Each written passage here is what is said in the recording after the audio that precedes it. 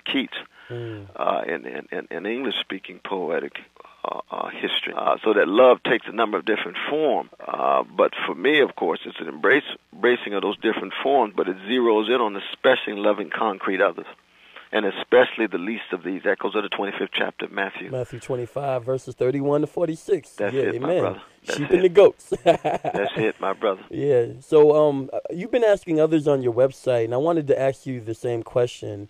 Do you think Dr. King's dream has been fulfilled by President Obama? Oh, absolutely not. Oh, okay. No way. Okay. It's getting, okay. No. So no. I feel the intellectual brainstorming. Yeah, Yes, brother. Come on. No, that's exactly right. No, Brother Barack is certainly the culmination of a slice of the dream in terms of breaking through glass ceiling. Yes. At the highest levels of office in the American empire, the American democratic experiment. But King was talking about poverty, he was talking about militarism and imperialism, and he was talking about wealth inequality. So that his dream had to do with poor people no longer being poor, with colonized, subjected people no longer being colonized and subjected. It had to do with the wretched of the earth being able to live lives of decency and decency. And it had to do with trying to get some accountability with the power and greedy at the top, given the wealth inequality. Yes. So when you look at Brother Barack moving into the White House, you can see he's a culmination of a slice of the dream, because certainly it allowed for a certain kind of political equality when it comes to voting rights for him to be there. And that's worth celebrating. That's why I supported that, brother. Yes. At the same time, what does he inherit? He inherits militarism, wealth inequality, poverty. Imperialism. Imperial occupation, invasion, and so on in Afghanistan and Iraq. Yes. So you figure, well, wait a minute here. King's dream is a nightmare in one sense, and then that precious family in the White House, it's a dream completed on the other.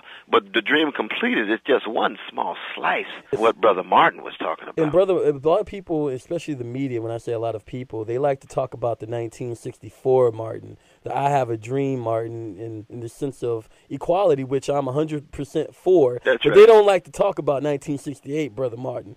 They don't like to talk about 1967, brother, the Poor People's Movement Martin. Because that Martin, I think, is a harder pill to swallow for Americans and also the American government infrastructure. And see, what a lot of people don't like to realize and recognize is that Brother Martin, his disapproval ratings when he was shot were roughly the same as George Bush's when George Bush got in the helicopter and went back to Texas. Right. And it's so amazing how the media over the years have kind of re-envisioned what Dr. King's theology and his life was all about. 73% of Americans disapproved of Martin King, and 56% of black Americans disapproved of him because of his stand on the war. He was that unpopular because of his willingness to oppose American militarism and imperialism in Vietnam, and to call for the organizing of all poor people. Yes. With the Poor People Campaign. That was the last campaign, as you know. Yes. That he was trying to put together. So that in that sense, even when we look back to Martin, like you say, you freeze him in 64, he's popular, he's Man of the Year, in various magazines. Right. So you've kept really busy, Dr. West, writing books, making music. You're even in films like the Matrix sequels and the official spokesperson for those films. Are there any new projects on the horizon? Oh, sure. Definitely. I've Let got us know. Let all the Hope heads know. Coming out in a few months called Brother West. I've got Brother Tavis Smiley has this magnificent documentary film called Stan. I'm a Tavis Smiley scholar from 2002.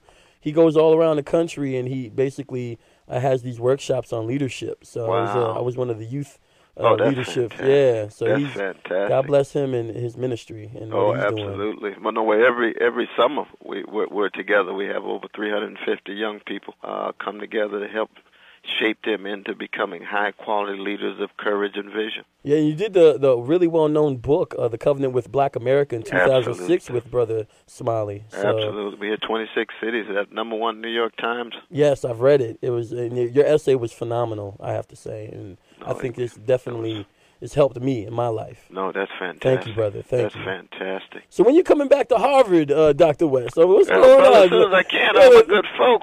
I mean, I should give you an official Harvard tour. You know what I'm saying? I know it's changed a little bit, but you definitely the king of Harvard, so you already know. No, it's just a whole lot of good brothers and sisters of all colors and all religions, or all non-religions at Harvard doing a good thing, but Harvard still has its parochialism and provincialism like any other place. Yes, and that's why we all got to grow and mature as individuals, institutions, and nations and civilizations. Amen, amen. Yeah, Hope Heads, you're listening to Hip Hope Radio 95.3 FM.